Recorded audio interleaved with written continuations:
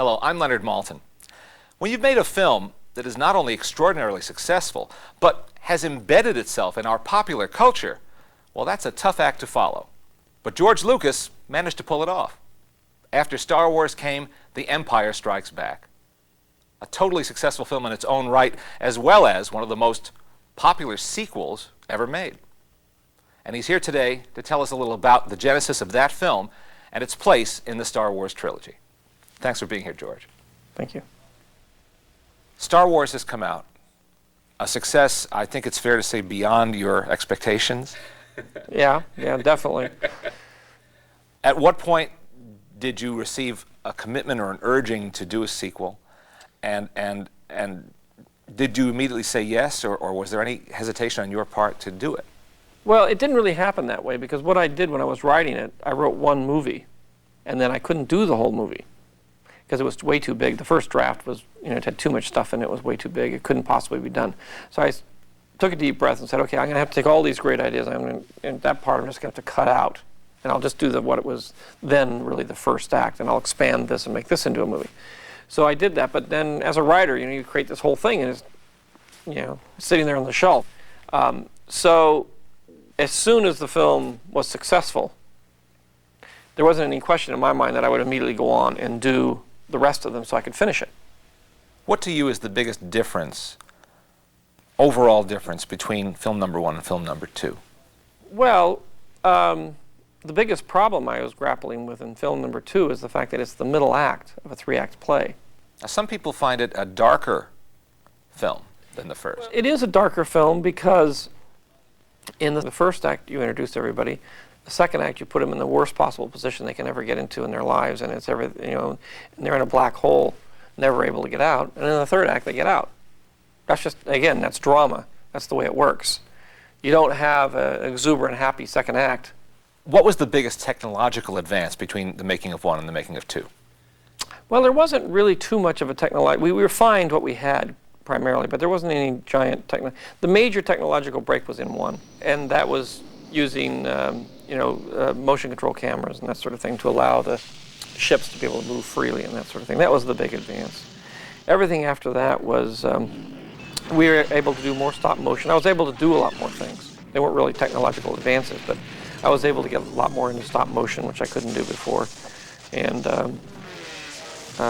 generally have a bigger scope to things than I could do before. So if the first film was a technological challenge to get ships to fly in space with a lot of that movement, the second one was to do a stop motion movie. How did you choose or get together with Frank Oz to be Yoda? When I created Yoda, I said I want him to be really, really small, but not 6 feet. I want him to be about 18 inches, 2 feet high. And to do that, I said, well, what am I going to do, and how am I going to get a character, and what am I going to do? Whenever I'm creating one of these films, I have my imagination, and if I were a novelist, I could just write it, and I wouldn't have to think about it. But I write it, and then I say, well, now how am I going to do this? How am I going to pull this off? And I decided to do it as a puppet. I thought that was the best. And so I'd known Jim Henson, and I went to Jim and said, do you want to do this? Because I really asked Jim to do it first, and he said, well, I'm busy, I'm doing this, I'm doing that, and I'm making a movie and all, and I really can't, but how about, Frank? Frank's the other half of me and everything. And I said, well, that would be fantastic. It's an extraordinary creation. I think it was exciting for everybody, because it was the idea of taking, and Jim was very interested in doing realistic characters, that weren't really Muppets. And so we all really worked together on it. Tell me about how you first met and worked with John Williams. I had known Steven Spielberg for a long time up to this point, and we were talking about the film real early on when I was writing the script, and I said, I want a classical score. I want the Korngold kind of feel about this thing. It's an old-fashioned kind of movie, and I want that grand soundtrack that you used to have on movies. And he said, the guy you got to talk to is John Williams. He did Jaws. I love him. He's the greatest composer ever lived. You got to talk to him. And so I did. And it was really Stephen that introduced us and recommended him. And, you know, I talked to him and said, okay, and he said he was interested. So he did it, and he's a dream to work with. You know, he's a most wonderful collaborator. Didn't you at first want him to use existing classical music? Is that true? No. I had written it to certain pieces of music. I write to music. So when I'm writing a scene, I have the music there, and I'm writing it to the music. And then, in a lot of cases, we'll use that same music as a temp track. So there was temp tracks of classical music in the score. And with Johnny, you can say, look, I want something that feels exactly like this.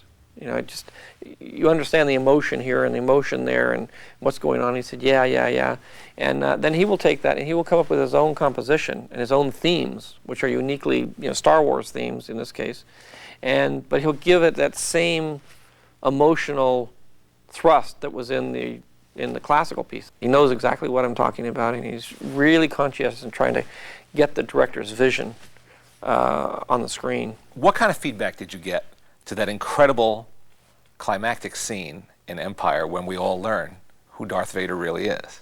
I was nervous about it, but in the end I didn't get much of a reaction out of it. I mean, people, you know, were curious about whether it was true or not, and I purposely left it so that it would be ambiguous, so that you wouldn't really know, and people would sort of debate it for the next week. Again, I had 2 more years or more to, you know, I wanted people to sort of debate whether it's true or not true or like sort of thing.